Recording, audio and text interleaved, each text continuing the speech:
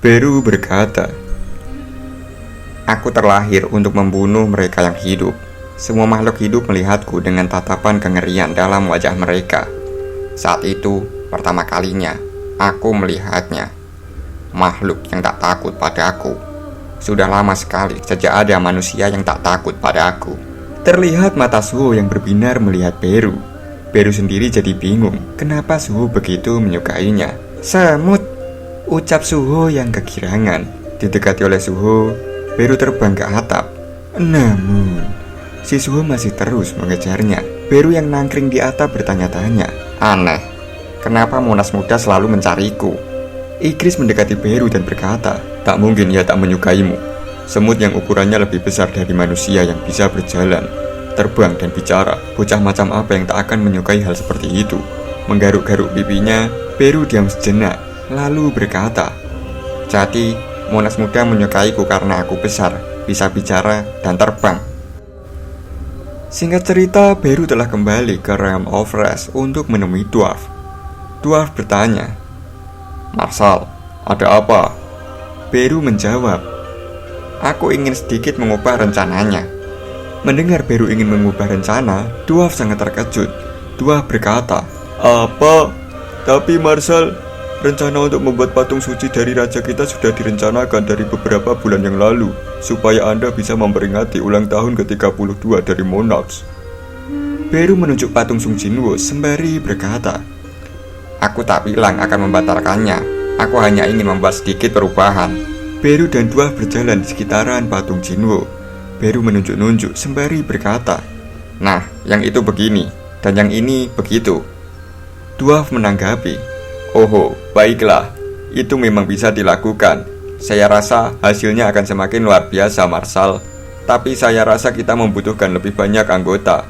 Apa tak masalah kalau menggerakkan iblis yang ada di kastil iblis?" Beru menjawab, "Baiklah, kalau begitu aku akan pergi mengurus sesuatu dulu." Sekarang kita beralih di kediaman Sung Jinwoo. Terlihat ada 4 orang menggunakan masker yang sedang berada di dalam mobil. Si sopir kita sebut saja Sumanto. Pria berjaket hijau kita sebut saja Sumanta. Dan 2 orang di belakang kita sebut saja Tulkun. Tulkun bertanya ke Sumanta, "Yung, apa kita benar-benar akan melakukan ini?" Sumanta menjawab, "Bajingan. Kenapa? Kau tahu Pecah sudah sampai sejauh ini?" Tulkun menjawab, Tentu saja tidak, Yung. 4 orang yang berada di dekat rumah Jinwoo adalah orang jahat, Lur, yang mana memiliki niat buruk pada Sung Jinwoo." Sumanta berkata, "Karena bajingan Sung Jinwoo itu, organisasi kita jadi hancur. Bukankah sudah semestinya kita meninggalkan sedikit balasan padanya, karena telah membuat kita menderita?" "Kau benar, Yung," ucap Tulkun. Mereka berempat turun dari mobilnya dan bersiap melancarkan aksinya. Turun dari mobilnya, Sumanta berkata, "Dengar, kita adalah 4 perampok. Istri dan anak dari penyidik itu mati karena dibunuh oleh pencuri yang memasuki rumah mereka di siang bolong. Mengerti?" "Baik, Yung," ucap rekannya. Melihat keadaan rumah Jinwoo, Tulkun berkata dalam hati, "Siapa sangka tak ada sistem keamanan atau penjaga di rumah sebesar ini. Kalau seperti ini, mereka seperti meminta untuk dimasuki pencuri." Sumanta berkata pada rekannya, "Jangan gemetar dan jangan buat kesalahan konyol." Memanjat pagar, Sumanta dan rekannya melompat ke dalam. Melihat hanya ada 1 rekan di belakangnya, Sumanta bertanya, Kenapa hanya kau yang mengikutiku? Di mana 2 orang lainnya?" Tulkun menjawab, "Entahlah." Sumanta menanggapi, "Dasar bodoh, mereka lari karena takut." Mereka berdua tidak sadar, Lur, kalau di belakangnya ada monster. Di saat mereka sedang bertengkar, Beru melancarkan serangannya. Grep, cerot. Dengan cakarnya yang tajam, Beru menggenggam erat kepala Sumanta sampai berdarah-darah. Beru berbisik ke Sumanta, "Monarchs muda baru saja tidur. Dia tak boleh diganggu sekarang." Nampak Sumanta yang berusaha berteriak dan melepaskan diri. Beru sendiri mencengkram Sumanta semakin erat, sembari berkata dalam hati, "Aku pernah melihat emosi dan tatapan seperti ini sebelumnya. Aku suka cara rajaku memandangku dengan rasa percaya, dan cara raja kecilku memandangku dengan rasa ingin tahu. Tapi yang seperti ini tak buruk juga. Ekspresi ketakutan dari mangsa di hadapan predator memang yang terbaik." Dan sekarang kita kembali lagi ke Realm of Rest. Terlihat klan iblis sedang membantu pembangunan. Para prajurit bayangan nampak bersorak riang melihat sesuatu yang menakjubkan di sana. Sembari mengelus janggutnya, Dwarf berkata ke Beru, "Bagaimana? Kami sudah mengubahnya sesuai instruksi Anda." Beru yang takjub menanggapi, Kek. Bagus. Raja kita pasti akan senang melihat patung yang luar biasa ini." Kehehehehe. Di sana terlihat patung sang monark yang menggendong monark kecilnya. Beru yang bergembira berkata, "Di masa depan, monark muda juga akan mengunjungi tempat ini. Monumen ini pasti akan menjadi hadiah yang berarti." Setelah Beru mengatakan hal tersebut, Beru mendengar suara tertawa anak kecil. Kiahahaha. Mendengar suara tawa anak kecil, para prajurit bayangan langsung berhenti bersorak. Beru menengok ke belakang dan memperhatikan sosok anak kecil di belakangnya. Begitu juga dengan prajurit bayangan lainnya yang memperhatikan anak kecil itu. "Semut!" ucap Suho. "Kiha!" teriak Beru yang terkaget. Semut! Melihat Suho tiba-tiba berada di belakangnya, Beru sangat terkejut bukan main. Dan sekarang, kita time skip beberapa tahun kemudian. Kita berpindah di taman kanak-kanak bersama Chae-in. Bu guru menunjukkan gambar ke Chae-in sembari berkata, "Nona Sung, bisakah Anda lihat gambar ini? Ini digambar oleh Suho." Chae-in bertanya, "Apa yang salah dengan gambar ini?" Bu guru menjawab, wali kelasnya Suho menyuruh semua murid untuk menggambar teman mereka di buku gambar. Mendengar perkataan bu guru, Chae-in nampak bingung. Sembari melihat gambar Suho, Chae-in berkata dalam hati, "Kalau dilihat lagi, ini semut berdiri dengan 2 kaki." Bu guru berkata, "Ada beberapa gambar lagi di belakangnya. Itu ketika dia diminta untuk menggambar teman yang lainnya." Ditunjukkan gambar lainnya, Chae-in tambah bingung dengan gambar Suho. Bu guru menunjukkan gambar lainnya sembari berkata, "Selanjutnya, saat Suho diminta menggambar seperti apa keluarganya. Dan di halaman terakhir adalah rumah yang Suho gambar, serta alasan mengapa saya memanggil ibu kemari. Kami sudah mendidik banyak anak sebelumnya, tapi ini pertama kalinya kami melihat anak yang mengekspresikan teman dan keluarganya seperti ini." Saat gurunya bertanya kenapa dia menggambar bawah rumahnya seperti itu, Suho mengatakan kalau keluarga, teman, dan ayahnya besar di sana. Awalnya saya mencurigai semua ini terjadi karena kekerasan dalam rumah tangga, tapi sepertinya itu tidak mungkin melihat betapa cerianya dia. Suho mungkin memiliki imajinasi yang berbeda. Dan sekarang kita beralih ke kantor polisi, tepatnya di ruangan divisi unit kriminal. Lisai berkata ke Jinwoo, "Senior, selamat atas kenaikan jabatanmu." Rekan Jinwoo yang lain berkata, "Bukankah harusnya kau mentraktir kami semua, Sung?" Singkat cerita, ucapan selamat dari rekan-rekannya telah selesai, dan Jinwoo kembali ke meja kerjanya bersama Lisai. Lisai yang berada di samping Jinwoo bertanya, "Yung, kenapa kau menerima promosi kenaikan jabatan kali ini? Kau sudah berkali-kali menolak mereka dulu." Jinwoo menjawab, "Aku sudah kehabisan alasan untuk menolak mereka." Lisai menanggapi, "Kau memang hebat, Yung.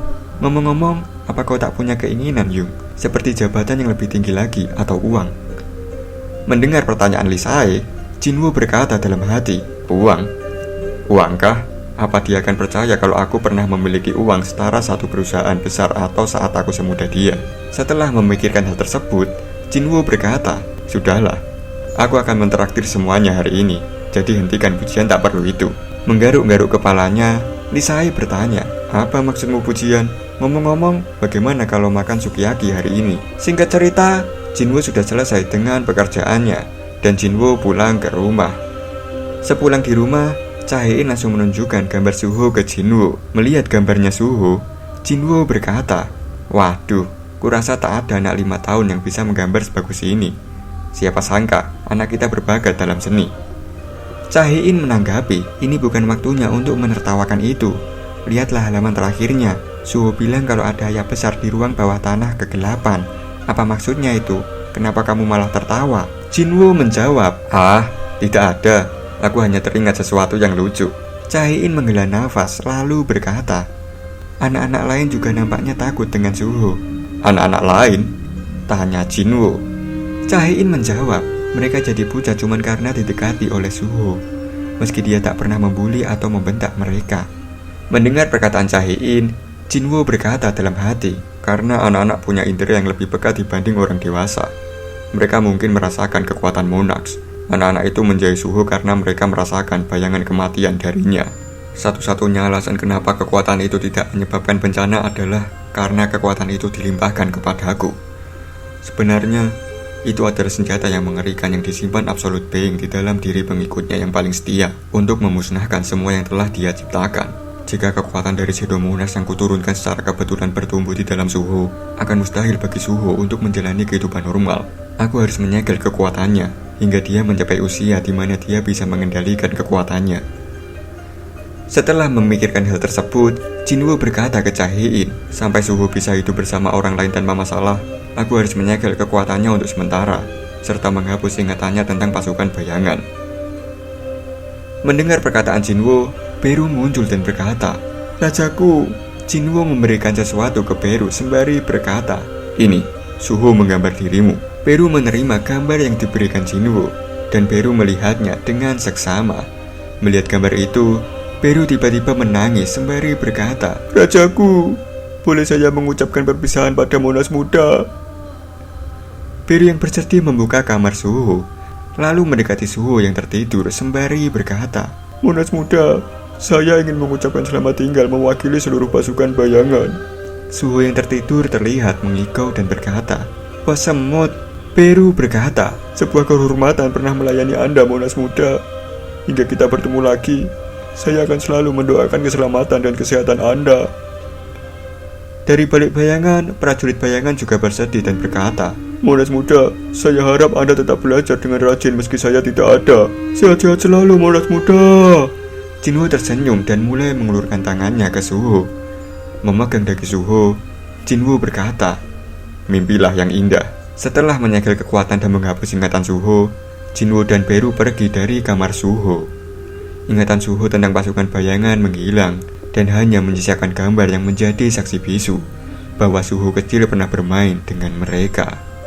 Kehilangan kekuatan dan ingatannya, Suho kecil sudah tumbuh menjadi remaja SMA. Mentari pagi mulai menerangi kamar Suho.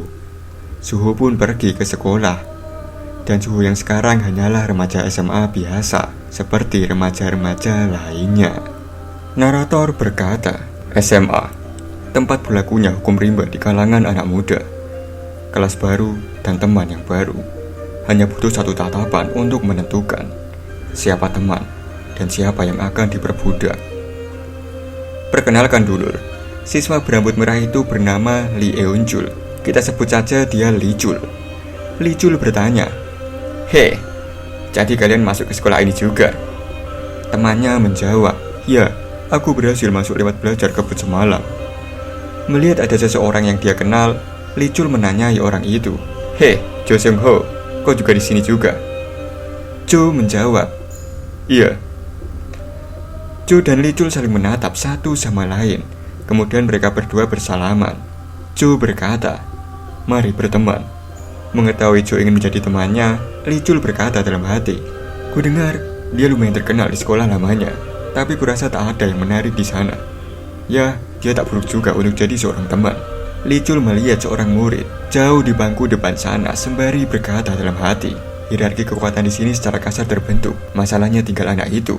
Yang dimaksud Lee Jul adalah Sung Suho, lur. Merasa sedang diamati, Suho melirik ke arah Lee Jul, kemudian menatapnya. Diamati oleh Suho, Lee Jul merasa diremehkan dan langsung beranjak dari kursinya. Melihat pola Lee Jul, Jo bertanya, "Kau kenapa?" Lee Jul menjawab, "Wow, lihatlah bajingan sombong di sana itu." Jo memegang pundak Lee Jul lalu berkata, "Oi, orang itu satu SMP denganku. Kalau bisa jangan buat masalah dengannya." Dihentikan oleh Jo, Lee Jul sangat marah. Menatap Jo, Lee Jul berkata, "Oi, Jo Seung Ho, apa kau cari mati?" Dan sekarang kita beralih di gang sempit sekolah. Terlihat Jo yang sedang diajar oleh Lee Jul. Lee Jul berkata, "Apa-apaan ini? Kau terkenal tapi sepertinya kau tak ada apa-apanya. Memangnya apa yang kau takutkan dari orang itu?"